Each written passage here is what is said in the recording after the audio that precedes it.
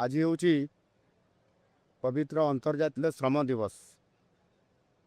एवं आज एभली एक ऐतिहासिक दिन में आज ओडिशार ग्रामीण विकास यात्रा आज निश्चित भाव में माननीय केंद्र ग्राम उन्नयन मंत्री एवं केंद्र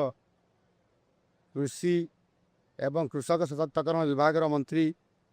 श्री शिवराज सिंह चौहान जी आज सदैव तांकर निजर उपस्थिति रे आज प्रधानमंत्री ग्राम सड़क योजनार फेज 4 चतुर्थ पर्यायर ये शुभारंभ आज राज्य सरकार सहित उपस्थित रही आज करा निश्चित भाव में ओडिशा पाई आ गोटे बड़ ग्रामांचल विकास पाई गमनागमन पाई गोटे बड़ पदक्षेप। महात्मा गांधी कहते भारतर आत्मा गाँव में बास करे एवं गाँव विकास हेले ही देशर विकास हो पार आपाई जहाँ स्वर्गत पूर्वतन प्रधानमंत्री अटल बिहारी वाजपेयी ताकर दूरदृष्टि संपन्न योजना जहाँकि प्रधानमंत्री ग्राम सड़क योजना से तार जो शुभारंभ करते आज तार सफल एवं सुफल आम देखा पाँच फेज 1 फेज 2 एवं फेज 3 आज सफल प्रधानमंत्री ग्राम सड़क योजना प्रति ग्रामांचल को संजोग कर सारा पर से रास्ता एवं सेतु उभय आज फेज चतुर्थ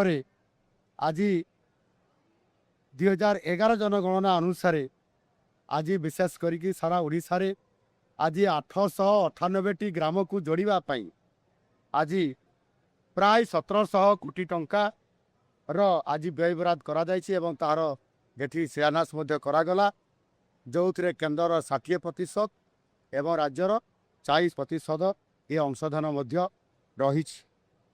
एवं विशेष करके आज जो गुड़िक आज तार शिलान्यास एवं श्री गणेश है प्रधानमंत्री ग्राम सड़क योजना फेज 4 रे ये 1698 कोटी अर्थात 1700 कोटी प्रधानमंत्री ग्राम सड़क योजनार समाप्त हो नथिबा जो गुड़िक असंपूर्ण अच्छी से प्रकल्प गुड़िक संपूर्ण करने से 157 कोटी टंका प्रधानमंत्री आवास योजना ग्रामीण एथिरे फेज 2 रे शेष हो पारि नथिबा किछि घर को संपूर्ण करने केंद्र सरकार अनुमोदन करिसंती आमको देले 630 कोटी टंका।